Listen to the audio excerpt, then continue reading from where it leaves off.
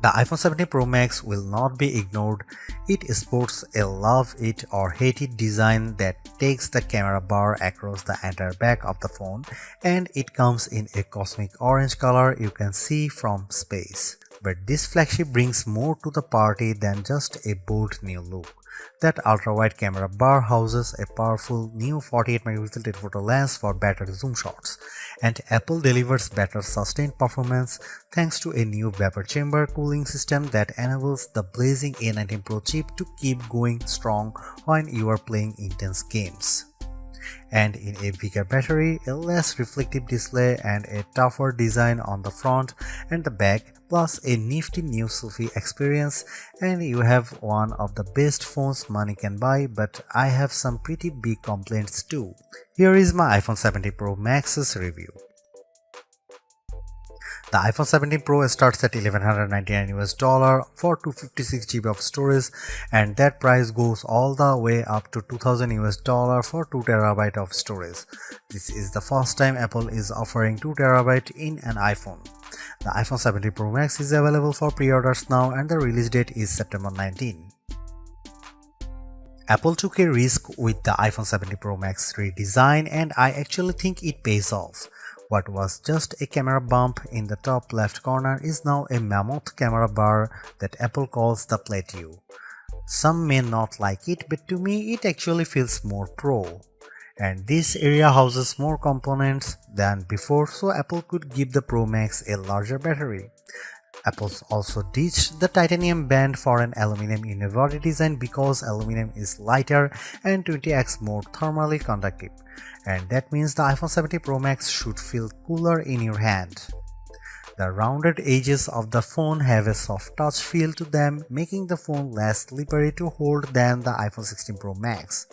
The iPhone 17 Pro Max is made tougher too. The 6.9-inch display is protected by Ceramic Shield 2, which has 3x better scratch resistance, and there is Ceramic Shield on the back that's 4x more resistant to crack than the previous glass. The Ceramic Shield back gives the Pro Max a two-tone design, which I really like, and it's more pronounced on the Cosmic Orange model than the Deep Blue model I tested. And you can also choose silver, but Apple oddly omitted black from this year's color options. Unfortunately, the iPhone 17 Pro Max is thicker and heavier than the iPhone 16 Pro Max. It measures 6.43 by 3.07 by 0.34 inches and weighs 8.22 ounces compared to 6.42 by 3.06 by 0.32 inches and 7.99 ounces. By comparison, the Galaxy S25 Ultra is 6.41 by 3.06 by 0.32 inches and just 7.69 ounces. The new iPhone 17 Pro Max is ready for bright sunny days thanks to a brighter 6.9-inch OLED panel that's rated for 3000 nits of peak brightness, up from 2000 on the 16 Pro Max. There is also an improved anti-reflection layer, which means you'll get less glare on the panel when you are watching movies or surfing the web. When I held the iPhone 17 Pro Max or 16 Pro Max in my hand and turned the phones in direct sunlight, I noticed less reflections on the newer iPhone. When I put the iPhone 17 Pro Max next to my S25 Ultra to play one battle after another trailer, Samsung's phone looked a bit brighter but suffered from slightly more glare. In our test, the iPhone 17 Pro Max reached a slightly higher 1899 nits compared to the Samsung's 1860, but the Pixel 10 Pro XL blew them both away with 2555 nits. The iPhone 17 Pro Max also fell behind the Galaxy and Pixel in color reproduction, reaching just 77.6% in the DCI-3 color space test. And its colors aren't as accurate as what you would get on either S25 Ultra or Pixel 10 Pro XL. The iPhone 17 Pro Max is now a triple threat with three 48-megapixel cameras, including a telephoto zoom with a sensor that's 56% larger that can deliver up to 8x optical quality zoom, and you get an 18-megapixel center stage front camera that can do a very neat trick. Here are some camera samples of the iPhone 17 Pro Max.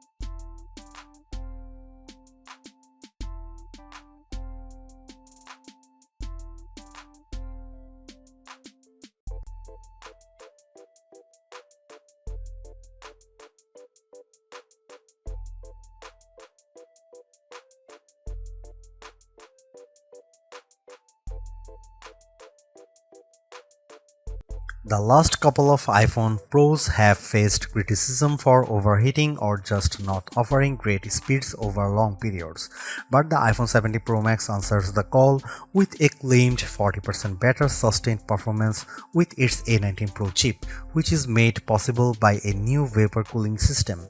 The A19 Pro packs a 6-core CPU and 6-core GPU, complete with neural accelerators for each core. The idea is to give you better performance when doing things like generating AI images. Sure enough, I found that Image Playground generated images 3 to 4 seconds faster on the iPhone 70 Pro Max versus 16 Pro Max.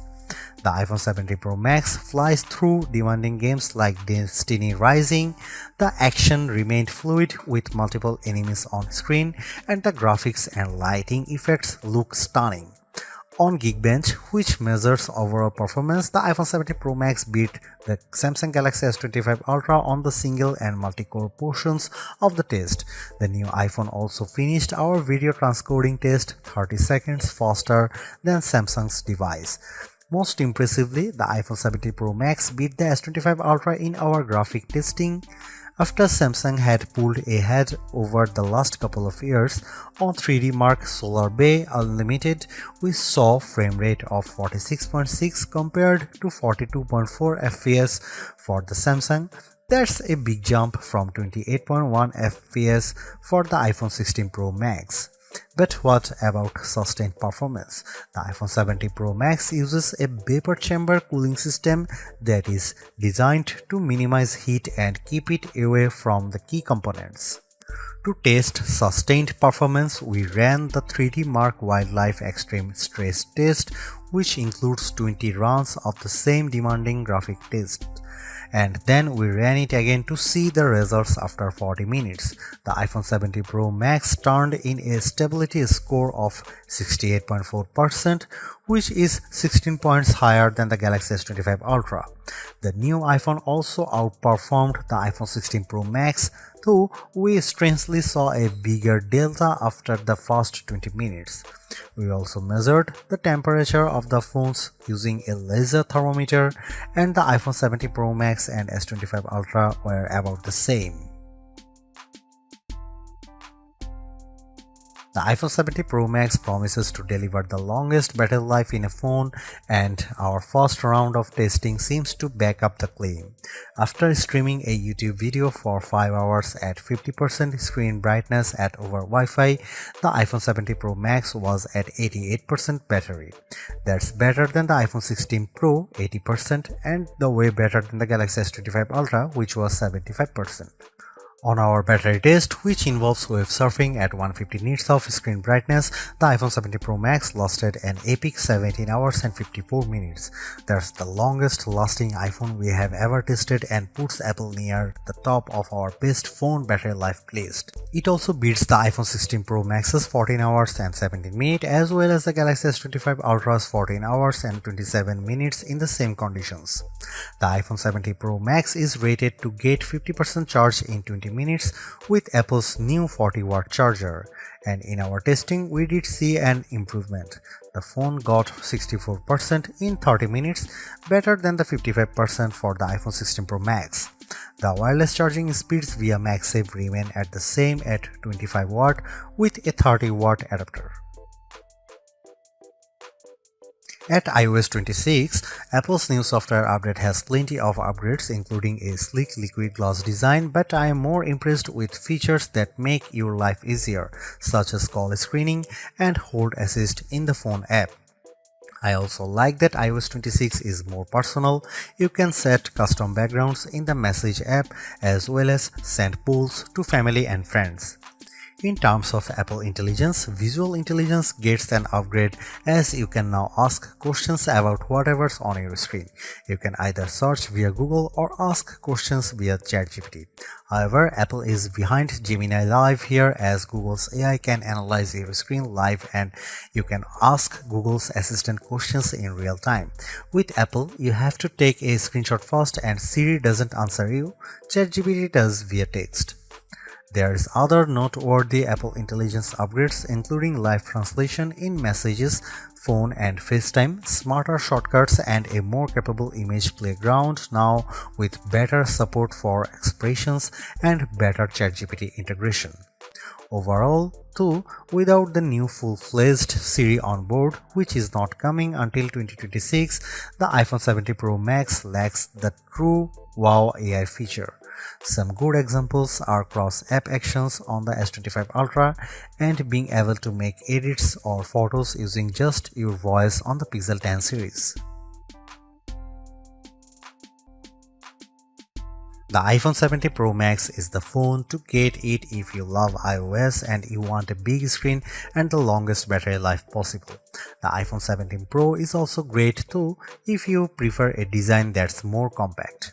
I would personally not upgrade if you have an iPhone 15 Pro Max or iPhone 16 Pro Max. The enhancements aren't compelling enough, but if you are coming from an older iPhone 14 Pro Max, I could definitely recommend stepping up to the new iPhone. You will enjoy a larger and brighter 6.9-inch display on Apple's newer phone, considerably faster performance, a tougher design, longer battery life, a better and smarter center stage front camera and other perks like audio mix for your videos. And even though there is no true killer Apple Intelligence feature yet, the iPhone 70 Pro Max is in line to get the new and improved Siri when it's finally ready. Is the iPhone 70 Pro Max the best phone overall?